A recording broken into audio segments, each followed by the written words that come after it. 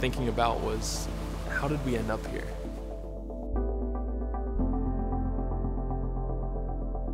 And what if the reports we heard are really true?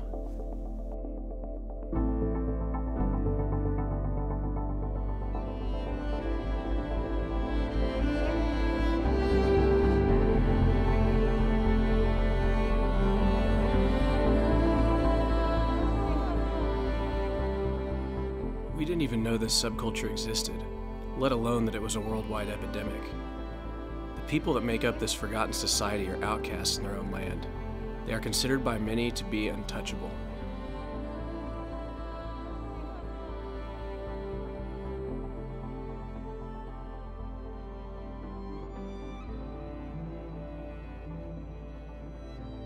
Mueren en el anonimato, como si no hubieran existido en el mundo. Muchas iglesias en el mundo quisieran ayudar a estas personas, pero para eso tienen que saber que existen.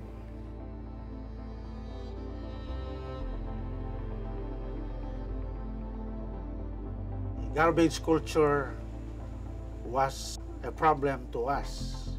Whenever we pass by a mountain trust, people are just wagging their head, seemingly that this kind of garbage or trash mountain is a problem to the community. First time I visited the trash dump in the Dominican Republic, it really hit me just to see all the sights of people combing through trash, seeing and smelling all the smells of burning trash and rotten food. And it dawned on me, this is happening every day in thousands of places around the world, and I had no idea. I was just kind of blind to the existence of this reality. It was honestly hard to comprehend that just 4 years ago, we didn't even know what a trash dump community was. And since that time, God has shown us a global epidemic, people living, working, and dying in trash. Children facing the worst forms of evil that this world can produce.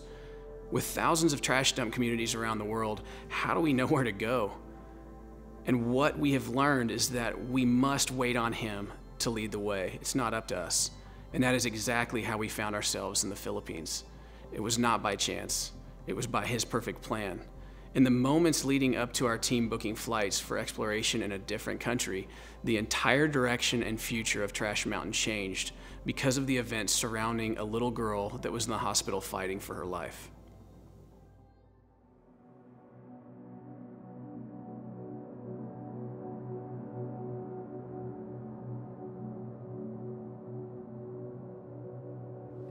En una ocasión nosotros recibimos una niña en la institución. Ella comenzó a enfermarse mucho.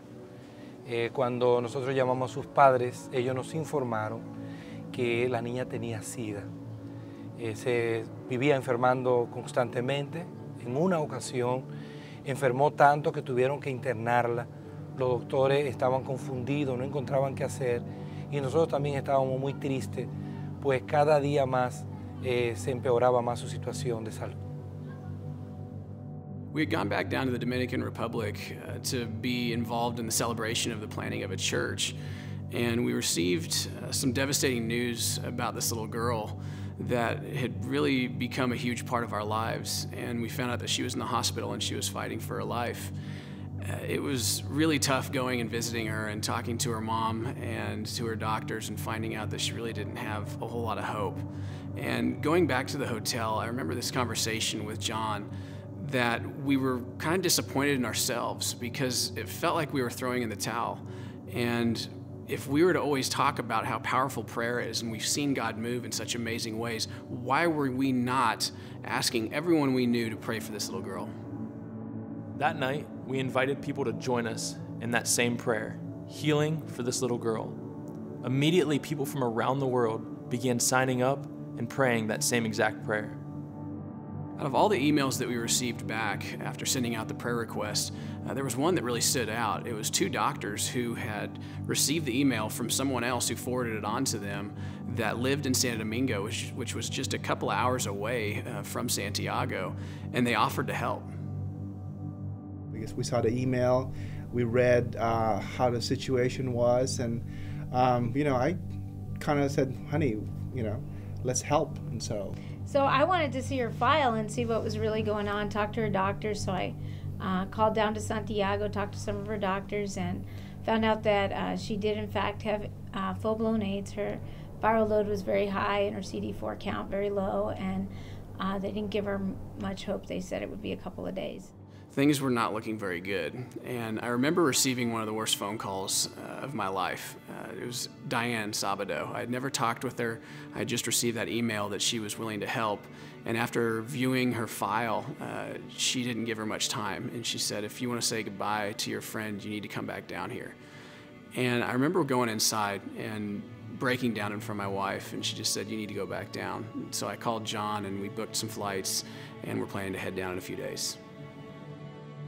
Bueno, la verdad es que ella estaba en una situación muy delicada en el hospital.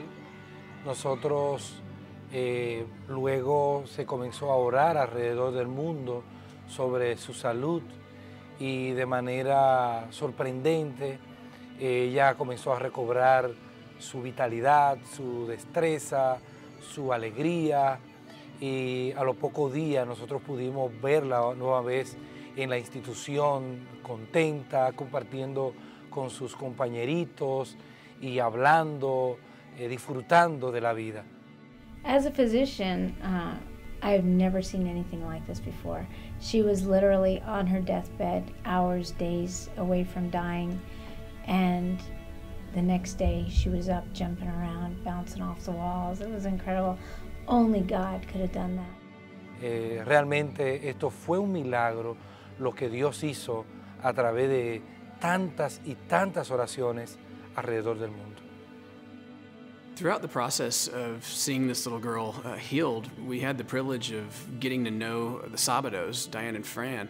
And when I brought up a couple of the places we were praying about, and one in particular, the Philippines, he just gets this look on his face and kind of stepped back and said, well, you know where I'm from, right? And he proceeded to tell me that he was from the Philippines, and that since becoming a doctor in the Dominican Republic, he had always wanted to go back and serve his people in a medical capacity to help in some of the poorer areas, and that he would love to help us if we ever went over there. And over the next several weeks, all these different things fell into place, and it was just like a domino effect that we knew we were supposed to go to the Philippines. We just really weren't sure what all was going to happen there, other than we would be able to learn more and more about trash dump communities around the world.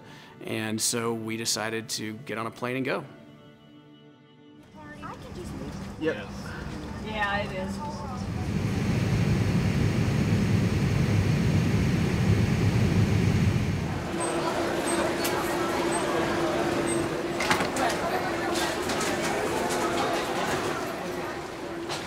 Arriving in the Philippines, we didn't really know what to expect, other than we had learned there was 4 very large trash dumps just surrounding the city. And coming off the airplane, we were talking about the fact that we knew we were going to go and do research in these areas and learn more and more about them, and that Fran was going to be able to hold medical clinics in each one to have an outreach impact in each place that we went.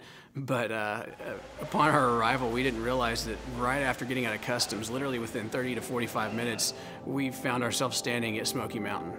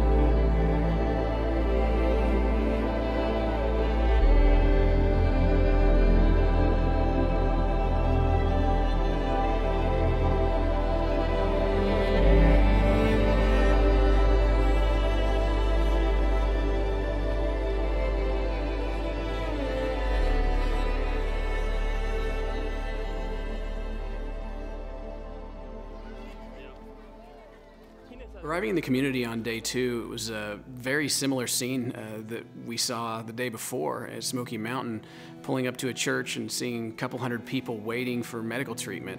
Many of them have never seen a doctor before, and so we went inside and got Fran and his team set up, and they began seeing patients. And John and I took the opportunity at that point to talk with Pastor Jomar and just asked if he would be willing to take us around the community and show us the dump. First, Jomar, if you can just tell me your name and your wife's name. Ako po si Jomar Sison. Ang asawa ko po si Merly Sison. 10 taon na po kami bilang mag-asawa at 10 taon na rin po kami dito sa lugar na ito, sa San Mateo, Pintong Bukawi. As we walked with Pastor Jomar, he shared with us that this dump has been shut down for over 10 years, yet people still continue to scavenge throughout the site. And as we took our first few steps up, you look over the horizon, you see trash everywhere, yet I didn't see any people at first, but as I look closer, you start seeing people pop up and down, almost out of the ground, and we kind of wondered, Pastor Jomar, what is this? And he said people are digging 5 to 15 foot holes in the ground, trying to find any remaining recyclables that haven't been picked for 10 years. And we see kids. The need was so great, and our first thought is, this dump's been shut down, and a lot of people think that maybe that's the solution. We should try to shut down the trash dumps to get the kids off. But we quickly realized that the kids are still there no matter what. They're still living there, they're still picking, and they're still dying. Standing there, taking in all this new information at this dump and seeing something that really was different than any other dump I'd been on, something very unusual happened. I had kind of zoned out and was in prayer, and I heard the word stay, and there was no one around me. I looked around because I thought maybe John had said it, but John was 30 feet away from me, and it just, every sense in my body jumped to attention. And I remember walking up to John and just looking at him and saying, man, something's going on. And I wasn't sure what it meant. I was more confused than anything, and I said, let's just walk.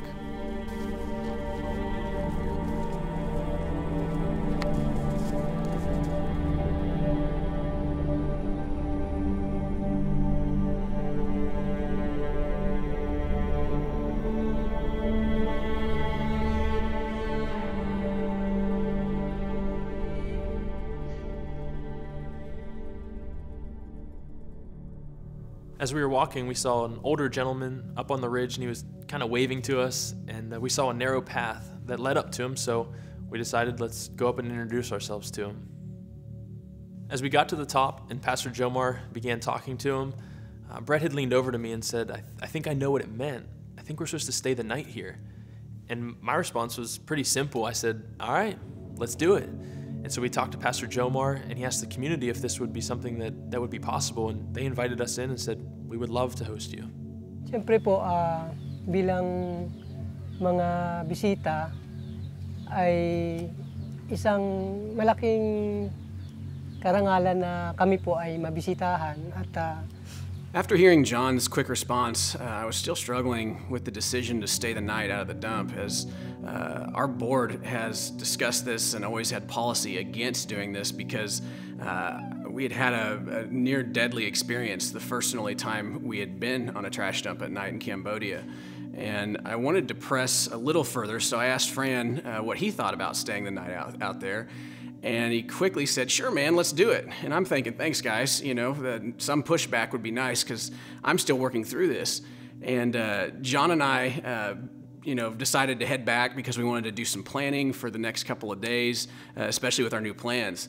And I was still struggling as we were sitting in the front seat of the car and we were driving away. I was thinking about my family and about what my wife would think. And then it happened for the second time in less than an hour.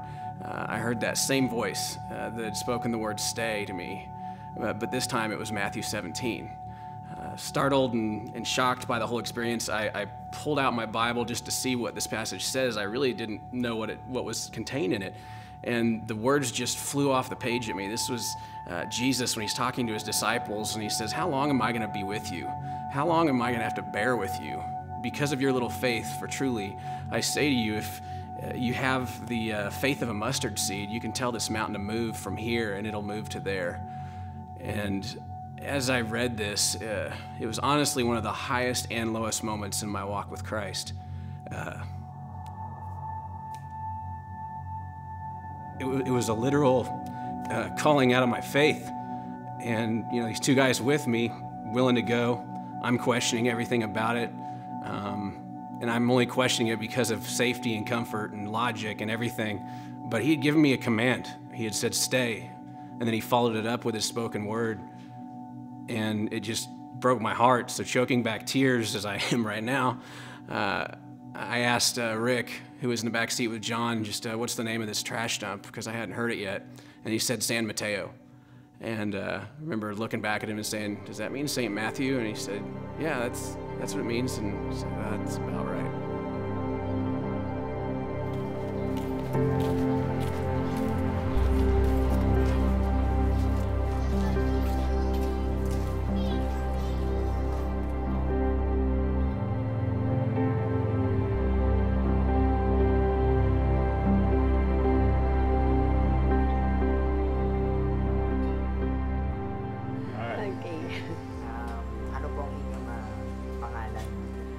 Ako po si Marivic Goloy. Golden girl, 51 years old, that's it. And I've been living here for 27 years now. And the Lord provided every seconds of my life here. Actually, the danger in this area are drugs. We are surrounded by drugs addicts and drug pusher, and we cannot stop that. Even though the area are dangerous, but God knows how to rescue His children. What is your motivation? My motivation is that as I'm waiting for the Lord to come every day, thank you, Lord, for this another day, and for sharing His love to the people every time I meet. Just tell them the Lord loves you. God loves you. To any people, any children, because when a person who doesn't know about the Lord, or he knows about the Lord but he don't have a relationship, but when you tell him that God loves you, that's something that will make him think that even whatever the situation is, like here, the situation here is, oh, they are poor. That's what you say, but we are rich in heaven. Thinking of the things that will come. Every seconds of my life, God provided for it. The strength, everything. Because if you have the Lord, you will need nothing in this world, because God will provide it all for you. If this is my last day, thank the Lord, I do everything that will make Him joyful. We quickly gained confidence in Marivic as a leader, and she went on to tell us about how recently children had gone missing and there had been even some recent deaths in the area. And yet, among all the danger and poverty, she presses on, and she presses on because she knows these kids that she gets to minister to are important, and important in the eyes of Christ. Getting up that next morning, we had a lot on our minds, since that night we would be staying out at San Mateo. But before that, we still had one more community to visit. We needed to finish what we had started. We pulled into Tanza, which was the final community, and we saw a similar scene with over 300 people waiting for medical attention. But by this point, we had already seen so much, and we were kind of already checked out physically, emotionally, spiritually, and it was hard to move forward without just thinking about everything that we had already seen. As we met the chairman from that area, we asked if he could take us over to the dump, and he mentioned that we probably couldn't go up, but that maybe we could see it from the outside, take some photographs with maybe a telescopic lens, something like that. And when we pulled up to the gate, the chairman asked the guard if we could go up, and to our surprise, he graciously opened the gate and welcomed us in. Stepping inside an active trash dump site, all your senses are kind of heightened, and as I look around, I see trucks passing by with no regard for any sort of safety or even for people. There's small lean-to shacks everywhere, and I'm looking from behind my camera lens, and I'm wondering what shot could possibly portray the hopelessness in this area.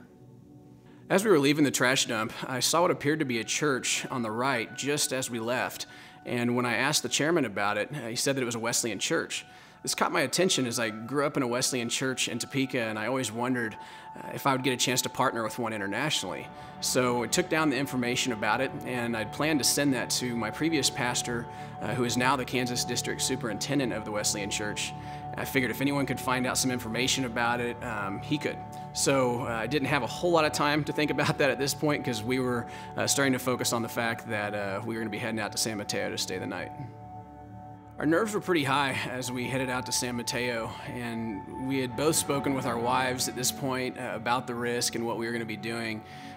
And I think I was a little more nervous than John, as my wife had already almost lost me several times to my work with Trash Mountain. So Brett called and told me that he was going to stay the night out at the dump.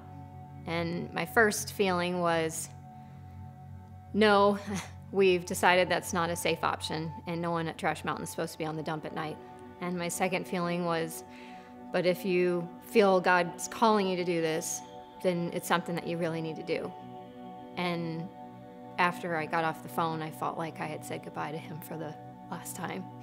And I remember thinking and spending my time trying to figure out what to tell our children when their dad didn't come home, and how I could communicate God's love to them in spite of what he would have done, and in spite of how he would have died serving other people for Christ.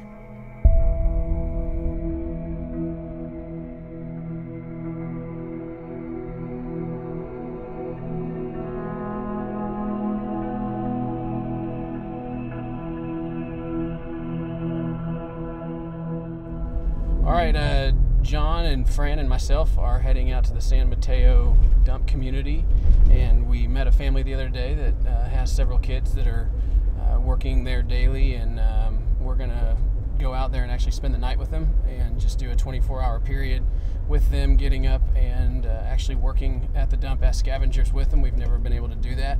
We don't really know what to expect, but they've been very friendly so far, and we just really wanted to experience what a day in the life of a scavenger on a dump is like. Going into the night, we were confident that this was something God had called us to do, but there was still nervousness, not knowing what would happen. And as we arrived, we were able to share a meal with some of our friends that we had just met. And as we started setting up our tents, we were about to, and something happened that we never expected, never knew existed, and that was a termite storm. We're here right now. We are getting destroyed with some termites. Yeah, and they're attracted to your light that's in the I'm getting destroyed right now. Getting annihilated by bugs right now. How do you feel, Brett? Violated. I think I ate at least three. Terrible. The bugs are. It's like balot. It's terrible. Yeah. Tastes like balot, man.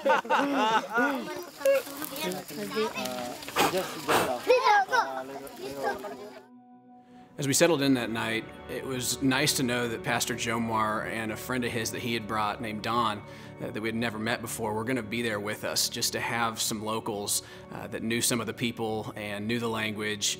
Just knowing that he was willing to be there just meant a lot to us as we settled in. Finally got the tent set up, you want here. ready to go, had a good time with the community, and then we'll go from there. Going to sleep that night was a little difficult. Me and John were both in the tents. It was hot. We were talking to each other on and off, and it started raining at one point, and you just are hearing all sorts of noises throughout the night, people walking around, because people do work the dump all through the night because it's cooler. And John and I decided that the three of us, me and him with Fran, were going to be working with the 5 a.m. shift. So we were going to go out with some people at 5 o'clock in the morning. And I remember noticing throughout the night that Don and Jomar were both standing out at the corners of our tents. And finally I fell asleep, and just a couple hours later got up to go out to the dump, opened the tent, and they were still standing there. And it just kind of caught me off guard, and so I said, did you guys stay up all night? Did you? And they kind of nodded their heads, said, yeah. You know, I said, well, you didn't have to do that. They said, no, we did. Yun po, nag-stay kami na matulog dahil siyempre po, first time nyo at hindi nyo wala kayong kilala pa. Siyempre kami kailangan talaga magbantay at mag-protect sa aming bisita.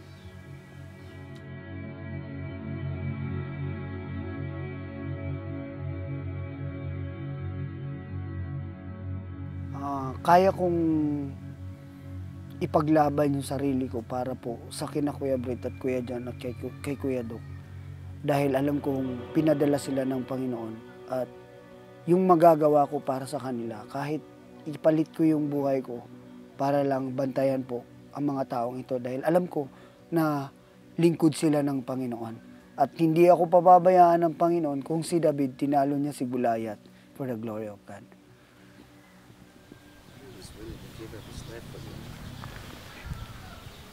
Good.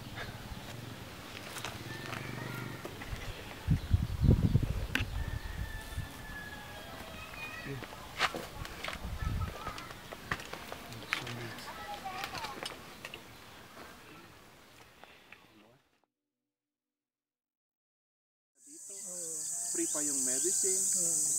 Okay, 30 pesos. Tapos sabi ng load, taas mo, 50 pesos.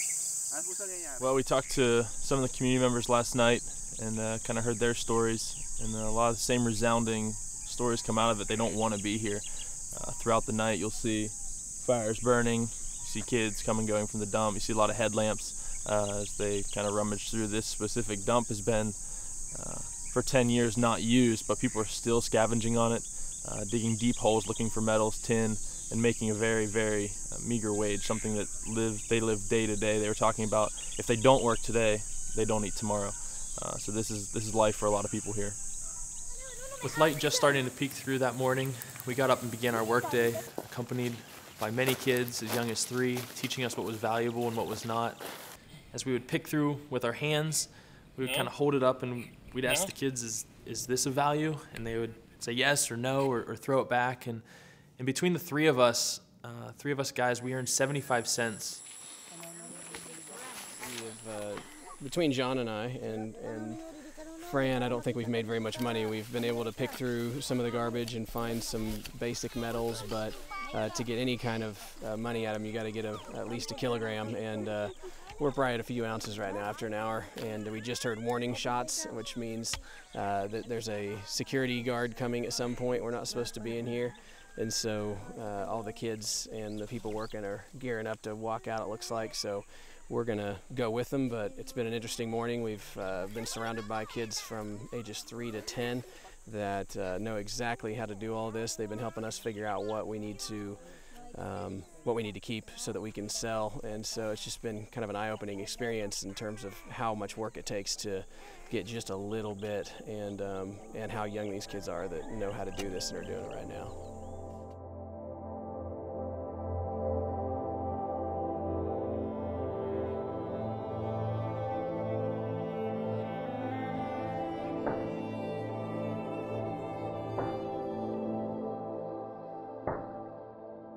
Okay, Nay, ano po ang pangalan niyo po? Lindaan Love. Ito pong junk shop sa inyo po ito na ano. Yung sa mga scrap po na nakukuha sa inyo, magkano po ang per kilo ngayon? Ay, yung gulong peso lang po. Piso lang? Oo. 1 peso. Okay. Pagdala po dito ng mga kalakal, saan po unang dinadala? So, ito. So, ano po yung ginagawa nila doon? Ayun, nagpipili sila, naghihiwalay sa lata. Kasi klase-klase itong nila, nakukuha nila. Ito, iba, ihiwalay to. Ihiwalay din to. Ito, ihiwalay din. Ihiwalay-hiwalay. So, paano po nila nalalaman kung ano yung magkakasama? Siyempre, na sila nasanay na sila kung saan ang ihi, sama-sama. Ito, sama-sama to sila. Itong ganito. Alam na nila kung ano ang ihiwalay, ano ang pagsamahin. Yan, ito si Marcelina po siya. Ano po ang ginagawa nila? Ayan, nagpipili sila. Hinihiwalay na nila yung mga lata, hinihiwalay yung mga plastic, hinihiwalay itong ganito. Bakit? Isa iba-iba. Okay. Bakit Iba-iba yung presyo nila. Kaya inihiwalay. Ayan, ang tambak nila, yan ang pinipilian. Struggling through what I had just experienced working at the trash dump, I remember walking up the hill back to where our tents were, and as I walked up, Don was standing there with this clean shirt, and he handed it to me and said, you know, you're filthy, you're sweaty, you know, take my shirt. And I had a hard time with this because I knew this guy had almost nothing in this world, and he was giving me his shirt as an expression of friendship, and he wouldn't let me say no, and so I took his shirt and I put it on, and you know, we packed up our stuff, and as we were leaving, we noticed this little boy that was sitting on his mom's lap off to the side in this little bamboo hut next to the tents. And since we had a doctor with us, you know, Fran wanted to go up and talk to her and just see what was going on. He could tell that there was that he had some problems medically, and so as he walked up, this boy just started screaming and yelling and crying, and it was really hard for us even to come near him. And so Fran finally calmed him down and talked to his mom and found out that, you know, he's been lame since he was basically 11 months old, and he'd had a surgery that removed a lot of tissue, and so there was nothing physically Fran could do. Medicine wasn't going to help. Surgery wasn't going to help. And the three of us, we just kind of looked at each other, and I think all of us were thinking the same thing, in that there was a little girl that was healed of a deadly disease that brought us all together. And why was this any different? You know, and so we wanted to pray for him and just pray that God would heal him. And honestly, I think all of us thought that we were going to open our eyes and we were going to see that boy standing there. And as we finished the praying, we opened our eyes and he was still sitting on our lap. There had been no change. And walking away, it was just kind of a sober moment. You know, we were thinking through everything we had just experienced, and we were all thinking at some point, because of the circumstances that brought us to stay there, that we were going to see something magnificent that night. And honestly, it was more of a lesson to us on why Trash Mountain exists. It was showing us what a 24-hour day was to live in a trash dump. And it's something that I'll never forget.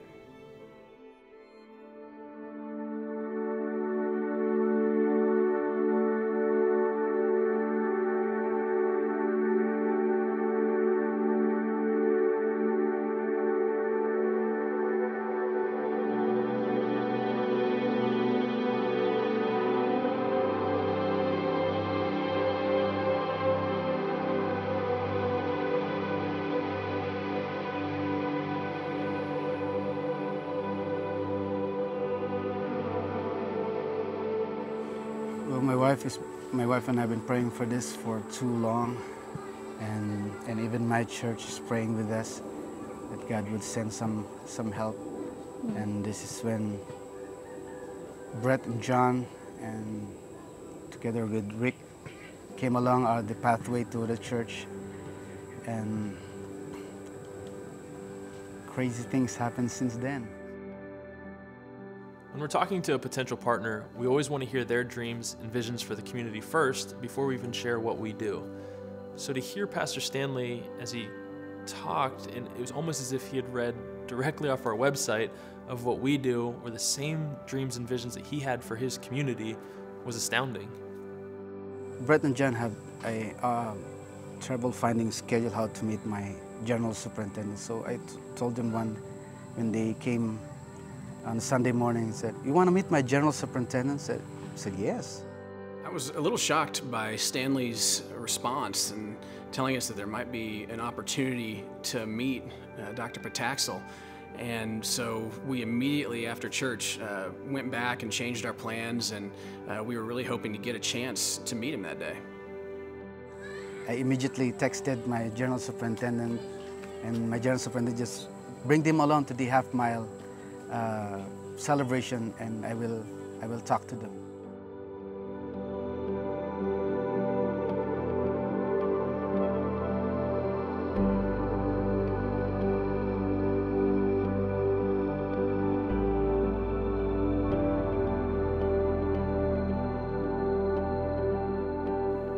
Unfortunately, our driver did not quite comprehend our change of plans, and we went an hour until realizing that we had gone the exact opposite way we were supposed to. But our driver insisted, "I will get you there," and we fired off into the mountains and wondering if we were going to make it. Now, you would think that after all that had taken place in the past week that I would just trust God for once, but I had another one of those lapses in faith as we were driving. I was thinking through this overwhelming need that we had seen over the past several days and thought, wow, we just had an opportunity to meet a leader of over 400 churches throughout the Philippines, but we missed it based on a driving mishap. But then it happened again.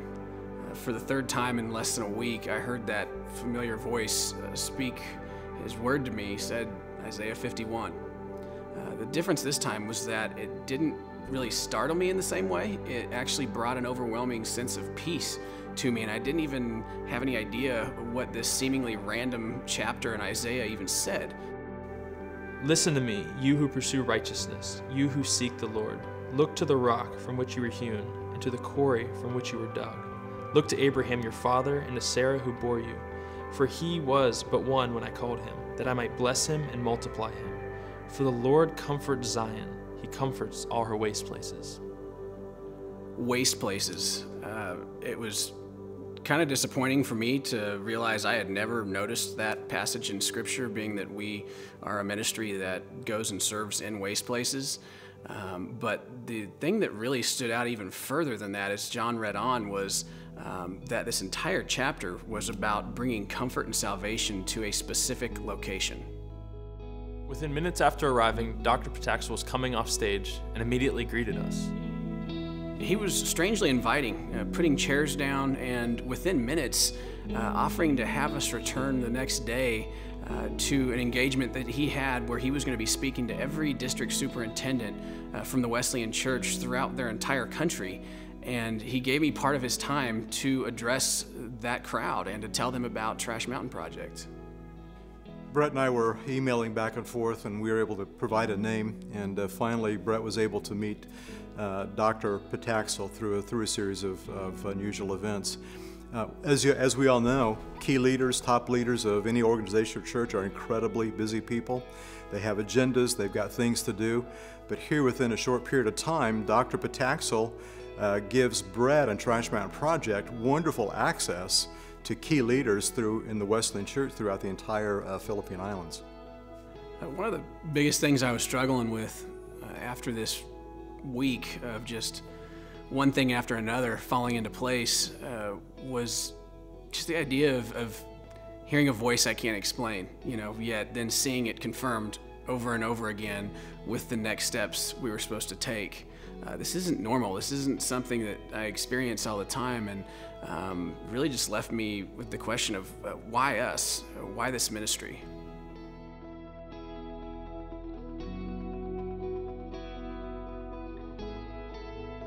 Yeah, I mean, we come back from an experience like this that we had in the Philippines, and for us, the real work begins for back here in the States, right here. I mean, it's emails and meetings, but the bigger miracle really in all of this is just this team that God has put together. It's all of the volunteers and staff and donors, everyone just putting in the blood, sweat, and tears that pushes the ministry forward to do what we've been called to do.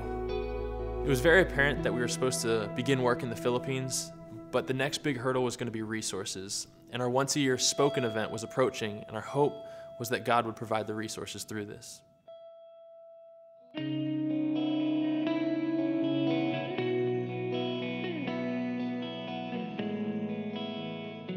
When I first attended Spoken, I wasn't sure what to expect.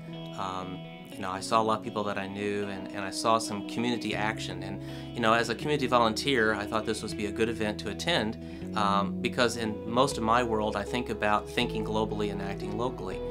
Trash dump communities, I'd never heard of such a thing. And then once I went to Spoken and my eyes were opened about the awareness of the problem, that my opportunity is to be a participant, be a supporter, and to provide that awareness to others that we have a true need in our world.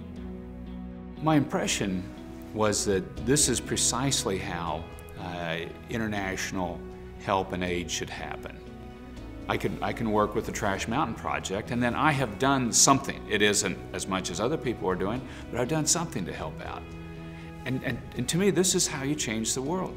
I've been praying for a long time that we would get along with churches in our community, and not just get along, but join along in serving together, in reaching out to our community and making it a better place and sharing the love of Jesus. And so when a pastor friend of mine, Jim Congdon, presented this idea to join in with him and reach out through Trash Mountain, we joined in. And his idea just really reaped a ton of rewards for us. We grew not only as pastors, but our churches grew closer together. We were serving the Lord around the world, and it's helped us serve the Lord better here in Topeka.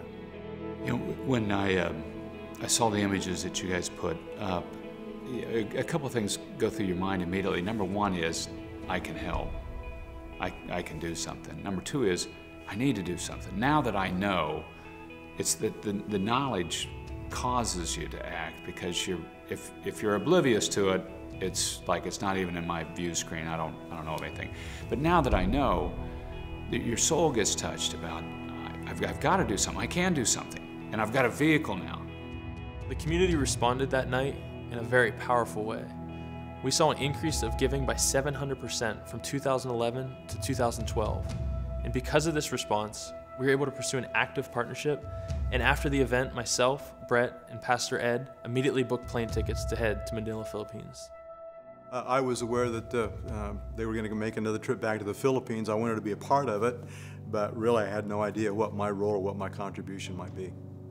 At this point, it was obvious that we were supposed to be in the Philippines. This was the next place that Trash Mountain was going to be in ministry and in partnership with the leaders there, and the stories that were coming back to us about what was still happening and how quickly the momentum was moving was just, it was incredible.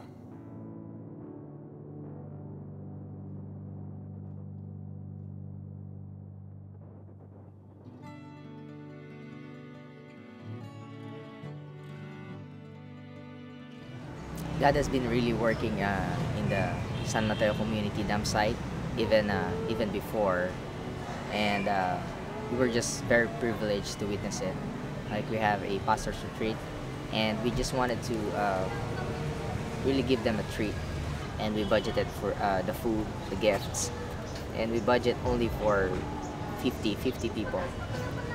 And our cook is a veteran cook. She's been cooking ever since she was maybe a teenager. We have a very limited budget back then, so that's why we only invite the pastors and the workers only. So after that, the next day in the morning, we organized, we extend the blessing to like more or less 50 people, 50 to 80 kids, and we just wanted them to feed them. Like, we have this small amount. So our cook is a veteran cook. I said she's a veteran because every day she's been cooking for 250 kids. So she knows the budget, she knows everything, she knows the estimation and stuff like that. So after that, and the kids lined up in that morning. So we put the food into the plate, and it's like, okay, that's it, because it's 50. Oh, we need 20 more. So they put 20 more. Oh, another 10, 10, another 5, something like that. So they keep on putting the food, and they keep on looking at each other, and what's happening. And after that, we talk and we reflect and realize that we fed 200, more or less 250 people that day. We had an assessment and we bought like 200, more or less 250 paper plates. We just brought it. We don't know why, because our budget is only limited, only for 80 people, but we have still stock, so we bring it, and that's it. That is how we assess the feeding. And I praise God for everything, because we know that in our human effort, it is impossible. Flying into Manila for the second time, This trip wasn't going to be so much about exploring new dumps and research, but more about confirming partnerships and beginning the strategic planning process. When John and Brett came last December, when I saw the blueprint and when I saw them, these men talking seriously and pointing to the blueprint and drawing all the plans, I'm still in shock because I know it's happening now. When I had the opportunity to share the entire story of what had happened with us on our first trip to the Philippines, the leader's response was just incredible, hearing about the fact that there had been a prayer in place about all of this for over a decade before we even knew what a trash dump community was. This was honestly a further confirmation for us because we are always asking God to use us as an answer to someone else's prayer.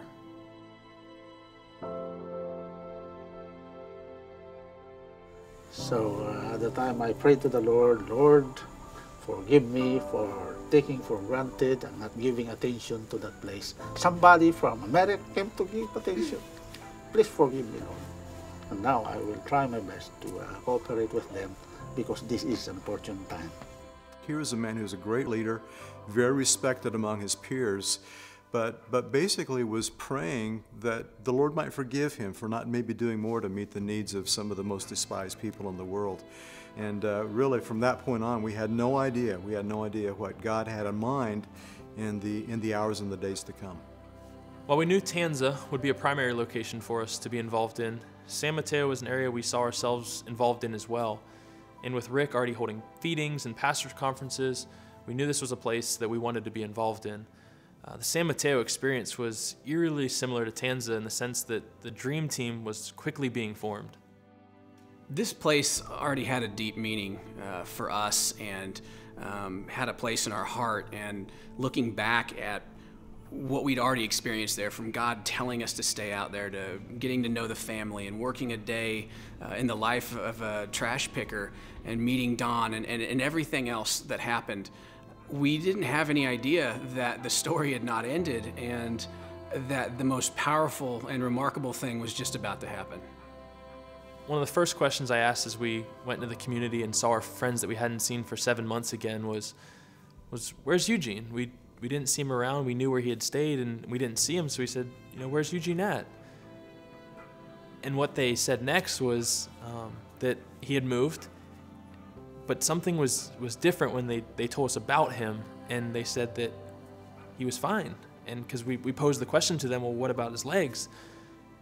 Has anything changed? And they said, yeah, he's up and running and he's playing basketball. We were blown away. It was a moment that I don't think I'd ever experienced something like that before. 7 months ago, we'd prayed for this kid, and now they're saying he's walking. But even with that, we wanted to know more. We tried to figure out more of the details and figure out where he was at so we could go see him later. When I first heard about Eugene, honestly, I was skeptical and cynical. I've seen things that really didn't materialize the way that I thought they should have. But I was intrigued enough by what I'd already seen God do in my few days there, that I wanted to make this trip, see this boy for myself, and be able to see with my own eyes, has God really done a healing in this little boy Eugene's life? Immediately after returning to the house that night, John went straight to his bag and pulled up a journal entry that he had made that was dated on the night that we had returned home from San Mateo on the first trip after praying for Eugene.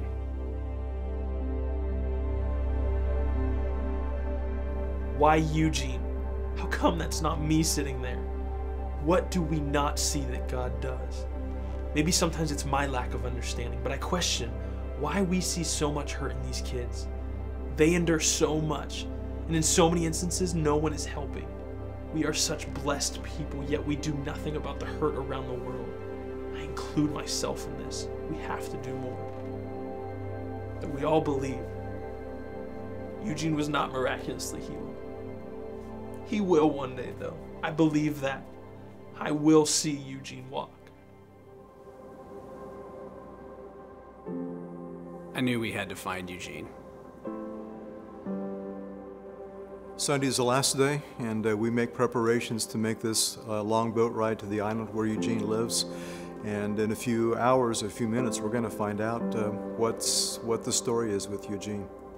Sitting on that boat, it was hard not to think back and pray about how we got here. How did we end up on this boat in some random lake in the Philippines? But as I thought about it, it wasn't really random at all. Every step seemed orchestrated by a power far greater than us. How could anyone explain this outside of God? From standing on a dump in Honduras just 4 years ago and responding to his call, leading us to the Dominican Republic and meeting some incredible leaders that would continue to teach us how to make this ministry an effective movement in this world, to eventually meeting a little girl that would be healed through the power of prayer. And now, looking back and seeing that as incredible as that miracle was and what it meant to us, it was part of a much bigger story. One that would lead us to the Philippines through a doctor that we had never met that was praying about serving the very same people we were praying about. And then from the minute we stepped foot in this beautiful country, we saw every piece of the puzzle come together, and it was by no means something we were responsible for or even capable of. Immediately finding local partners, and not only that, hundreds of them, to learning that there were over 100 such communities throughout this country. The need was high, and we knew that the only way we were going to be able to make any kind of impact was through God.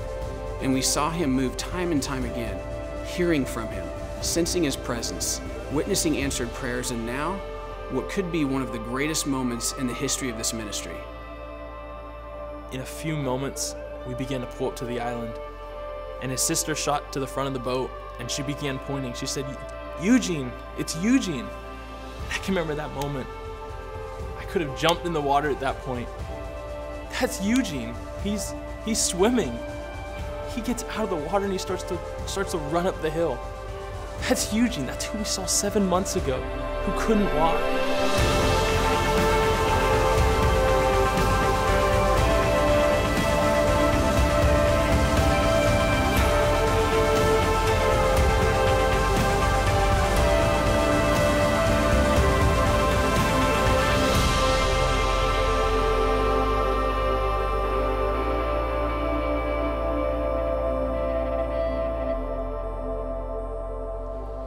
Because of that, 8 years being crippled and would be able to walk, we were able to share the love of God to the community.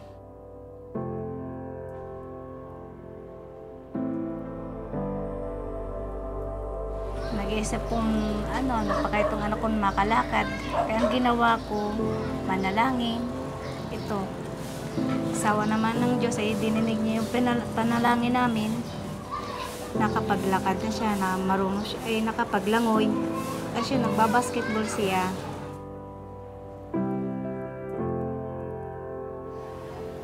All glory to God, because medicine can't heal him, and even surgery can't do something about that. But the Lord can do everything. Are these isolated incidents? Trash Mountain Project is passionate about education and hygiene and raising the standard of living for some of the neediest people of the world. Is that all this is about? I think there's a larger picture in mind, and we have to understand, to get an answer to that, we have to go back to Jesus Christ. Why did Jesus come into the world? He came to seek and to save the least, the lost, and the forgotten. We take our cues from who Jesus is and for what he did. He is the incarnational Son of God, and we need to have a passion to be involved in his work just as he himself was. The statement that we hear frequently is that the church has a mission.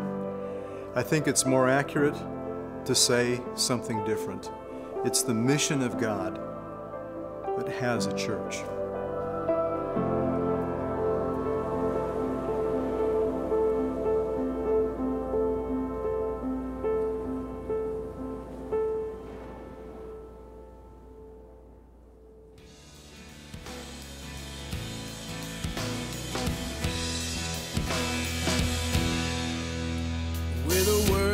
Through spheres and spaces formed,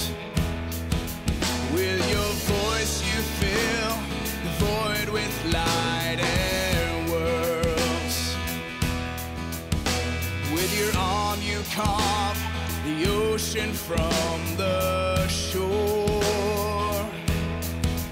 With a breath you move the dust and life is born. With only a word, stars come blazing forth. Only one verb, and darkness is no more. Only your voice can pierce us through, oh Lord. This world can be transformed with only a word.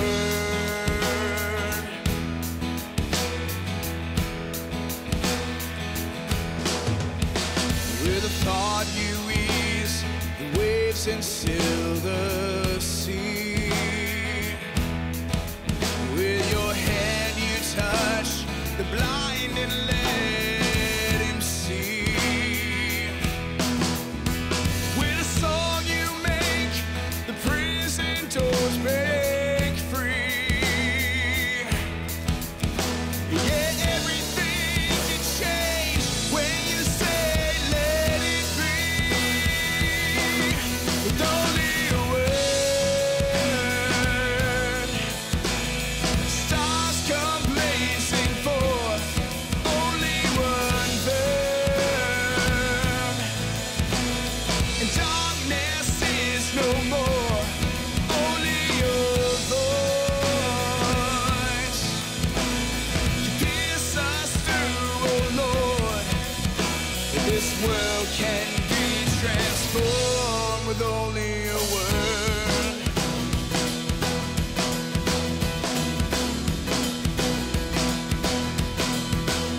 Sun aligns with you, for you are the truth. You are reality. Before